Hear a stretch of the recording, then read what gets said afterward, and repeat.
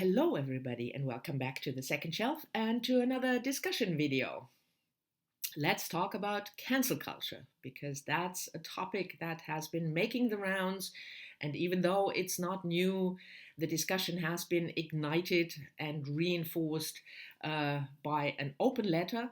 You've all heard about that, I suppose, um, published in Harper's magazine, signed by about 150 people, academics, writers, and in the letter, the signatories call out cancel culture as a possible stiffening instrument for public debate. If you want to read the whole letter, I will leave a link in the description box to the website so you can read it, but that's the gist of it. And before I go into more details, I first want to make sure that we have a frame of reference if we talk about cancel culture. And now I have to cough. I'm sorry about that. And again, I'm not going to edit this out. You get the real experience here. So we have to have a context. What do we mean if we criticize or discuss cancel culture? Because the fact that your words and actions might have consequences, like losing your job, that is certainly the topic when we talk about cancel culture. But there are some rules and aspects we have to keep in mind. Because the fact that your words and actions might have consequences, like losing your job, is not per definition ominous. If you are a public official and you do stuff and you say stuff, and then at a certain point you lose your job, we have procedures for that, and we call them elections. So that's not ominous. If you have, as it were, due process. I know legal terms, but I'm a lawyer, so deal with it.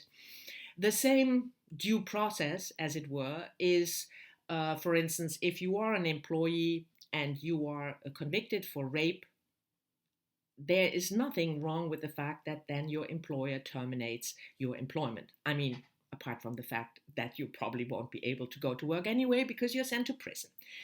But my point is that if you are cancelled, quote unquote, in the context of such a due process, that's not what we are talking about when we talk about cancel culture and the problems of cancel culture.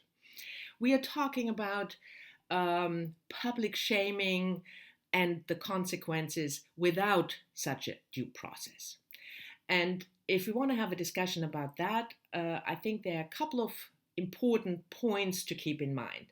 The first is the question of power. For instance, what do I mean by that? For instance, if you look at the Me Too movement, which is a typical example for cancel culture, women called out men who sexually assaulted them, harassed them, think Harvey Weinstein, because they didn't have due process and they were not in a position of power. On the contrary, the perpetrator was in the position of power. So to look at the power relations, if we want to evaluate cancel culture, I think is a very important factor. Let's go to the letter, the Harper letter, because a lot of the discussion revolves around some of the signatories and the fact that they, whine about being publicly shamed. As an example, most people talk about J.K. Rowling, who's one of the signatories. She said, not that long ago, she said something really stupid on Twitter about trans people, and she got called out for that. There's nothing wrong with calling out public figures who have a lot of power, who have an immense platform, if they say something stupid or offensive. But not all of the signatories, to give a counter example, that you can't have the discussion say, well, all those people, those famous people who signed the letter, they are in a position of power and they have a platform.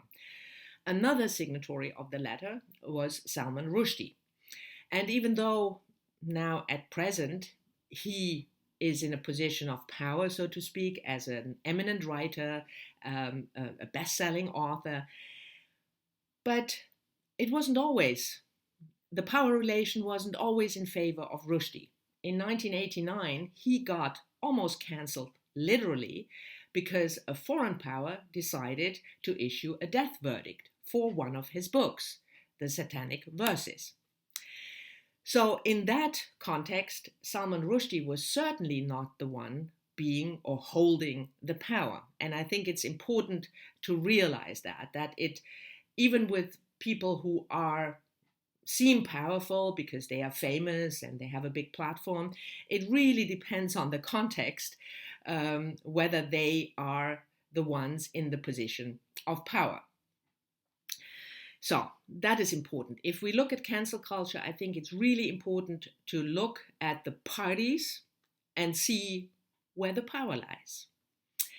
Another issue that I find more problematic and also complicated is the topic or the aspect that is part of cancel culture very often is a moral condemnation. Somebody says something and somebody else says that's morally wrong what you said. And even though we do that all the time, and there's nothing wrong with having moral judgments, but we should keep in mind that moral judgment also often depends on the context. So, for instance, if one of the examples in the letter is a professor who lost his job because in his syllabus in the literature, there was a controversial author. Let's say you are a professor and the assigned reading is also a book by Jordan Peterson, who is a controversial figure.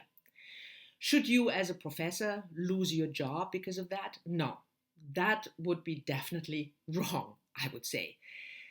You can condemn Jordan Peterson morally because you don't agree, but it's still possible to have a debate, I would say.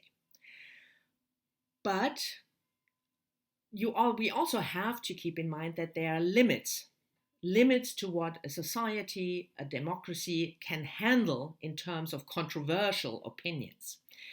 So take the same professor. He is a professor of literature, and his course is mainly about white supremacy and how wonderful that is, and that we should go back to slavery, to enslave Black people again, because that's the way to go. We have a moral judgment about this, at least most of us will have a negative moral judgment about this, and I personally would not condemn the university if they would terminate this professor's contract. Because it's not about sparking a debate, but it's about reinforcing and perpetuating the oppression of certain people. Again, it's not always as clear-cut as that, but those two examples I wanted to give in order, to have the discussion going. What I find most complicated, of course, is cancel culture and moral condemnation when it comes to the arts. Because that's what we are talking about here. This is a BookTube channel, so I'm talking about books, not the other arts, but books. But let's look at cancel culture and arts and the moral condemnation that we might assign to a certain piece of art and how problematic that can be. Because in my view, art can please, art can entertain, sure, no problem, but it also can spark controversy, and that's also the task, as you will, of art.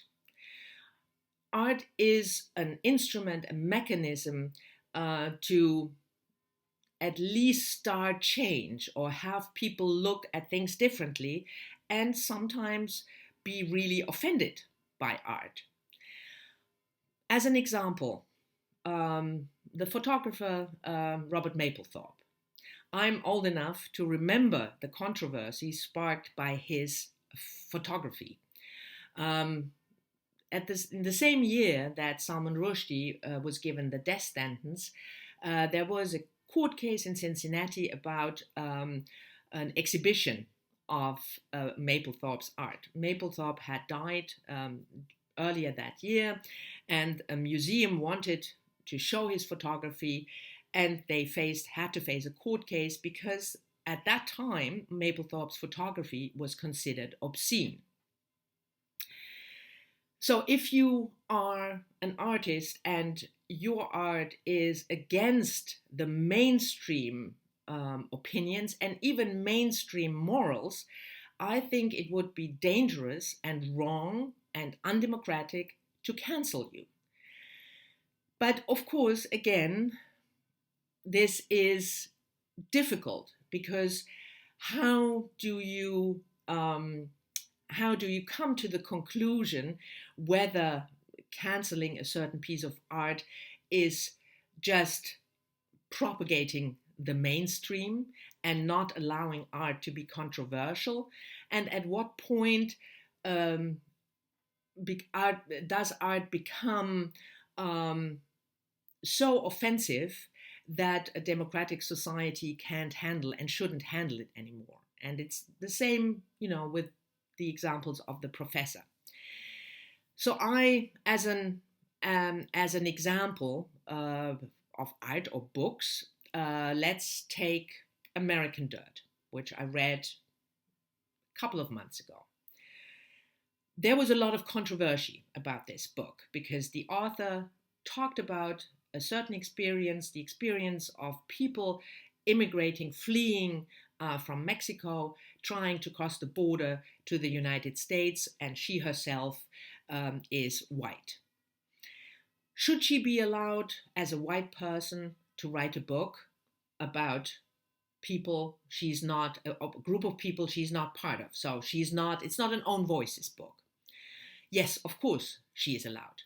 Every artist should be allowed to paint, talk, compose on any subject he or she wants. I think that's, at least for me, that's the basic rule. And you shouldn't be canceled if you are a black author talking about Mexicans or a white author talking about Asians. That's not a good enough reason.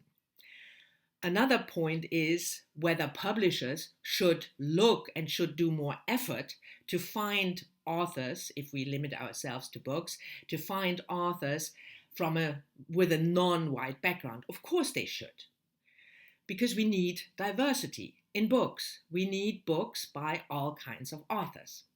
But back to American Dirt. Would I, if I had been a publisher, publish the book? No, I wouldn't have, because it's a bad book, in my opinion.